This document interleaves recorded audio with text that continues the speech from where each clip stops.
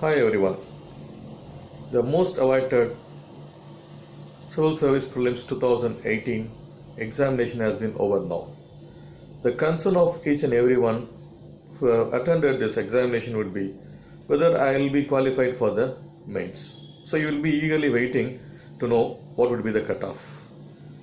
Say the cutoff factor can be arrived at by taking into account a number of criteria.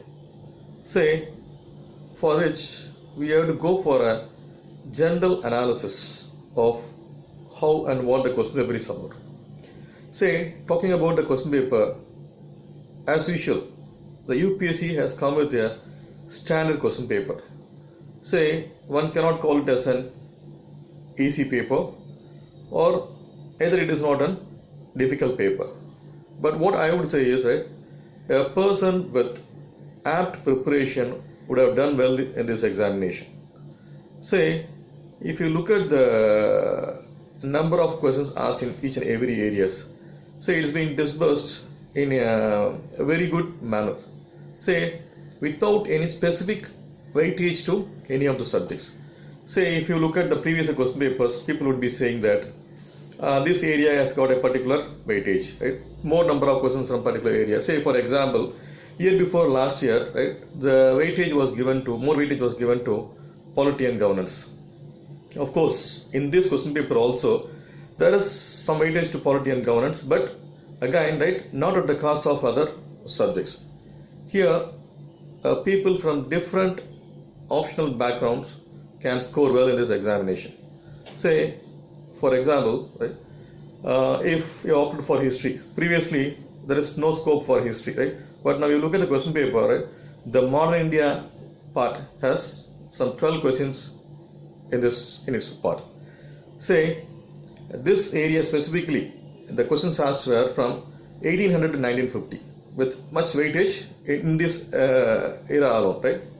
Say, if you start from the order of questions asked, I would say that as per my analysis, I would say that, say, the polity and governance area has got the major weightage. So 18 questions from polity and governance, which is closely followed by economics. 17 questions from economics. If you consider this polity and governance, right, so what I would say is that, right, the questions were mostly factual in nature. Of course, even though it is factual, it is not easy, right? Only people with in-depth knowledge and who are prepared seriously in this polity can do well in this type of questions, right? Say, mostly the bills and the acts which have been asked, right?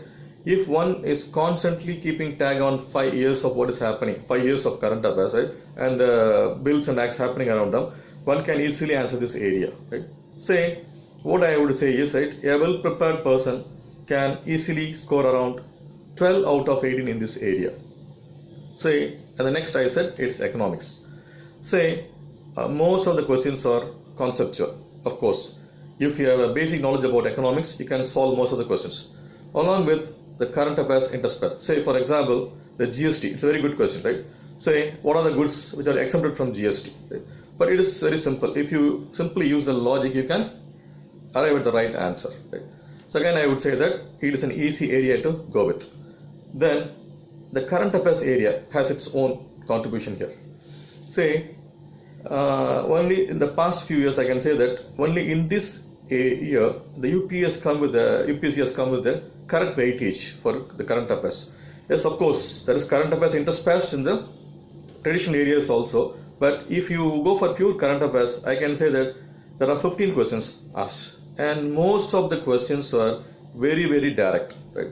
So if one is keeping a tag on the past 1 year of current affairs happening, right, one can easily solve all the questions. And I would say that, right, say, even you can score 15 out of 15 if you are good about current affairs, right?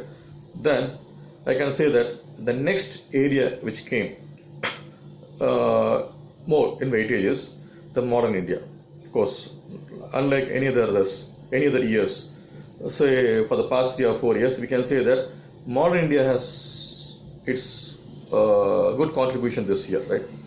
And as usual, the medieval India was neglected, except for one question, and that too in art and culture. It's about the red marble stone and the other things, right? And ancient India, it's about Buddha, so only one question has been asked. And art and culture contributes to 7 questions, which mostly include ancient as well as the modern part, right? Then it is followed by the endowment, which has 12 questions to contribute. Say, as expected, the questions were from the species and other things, from institutions. It's regular, so there are no much twists and turns in endowment, right? Then science and tech, of course. So this year UPSC has done justice to science and tech, in the sense that the areas were mostly known to all, and as expected, as predicted, the questions come from space, right? Then other areas like genetic engineering, biotechnology, and this national parks and something like that, right? Then geography, of course, 7 questions from geography, and this area is purely conceptual. One who is good in has a good clarity in geography can easily solve this. Apart from this, one should have a good factual knowledge about what this thing is also, right? Then talking about, right, the general trend, we can say that, right, this year particularly UPSC has gone for a well balanced question paper, in the sense, right, a person with a thorough preparation of all the subjects and who has given equal weightage to all can clear it. Say, if you are laying too much on endowment and other areas and neglecting other areas, and particularly I can say that those who have neglected history this year, right, so are going to suffer, right?